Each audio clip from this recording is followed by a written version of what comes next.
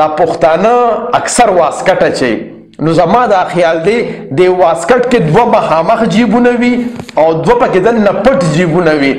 نو دا دوه مخامخ جیبونه کیدی شي دا یو جیب د پلار دپاره وي او دا بل جیب د مور دپاره ځکه دا مخامخ دي او دا دوه چې پټ جیبونه وي کیدی شي یو د ښځې دپاره وي او یو د بچو دپاره وي نو داسې کار به کوو چې مور پلار خوشحاله شي او ښځه او بچي خوشحاله شي هغه به څنګه کیږي هغه به داسې کیږي چې تاسو به اول خپل ښځه یعنې کور والا به پټ په کوټه کې پوهه کې چې ګوره دا زما مور پلار دي دوی ما سره ډېرې خوارۍ زارۍ کړي دي او دی زما دپاره ډېرې سخت برداشت کړي دي نو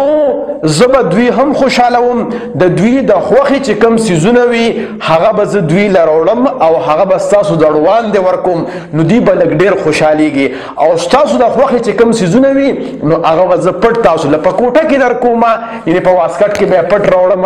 نو کله چې تاسو د مور پلار د خوښې څیزونه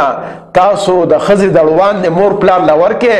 نو دا خواښې چې کله وګوري چې د انګور د وړاندې ما له زوی څه تحفه راکړله نو دا لږه نوره هم چروت کې شي او سقر هم برید تاوی چې ماشاءالله زوی خو مې ماله تحفه راوړله نو مور پلار هم خوشحاله شي او چې کله کوټې ته رادننه شي نو واسکټ پټ جیب خو به دې وي نو هغې کې به خپل ښځې له څیز ورکړي نو ښځه به هم خوشحاله شي نو په دې طریقې سره به نه سیخ وسوځي او نه کباب او ژوند به ښه روان وي د خدای دپاره پښتنو سانونه وپېژنئ ستاسو دپاره خو به ځان له پیغمبر نه راځي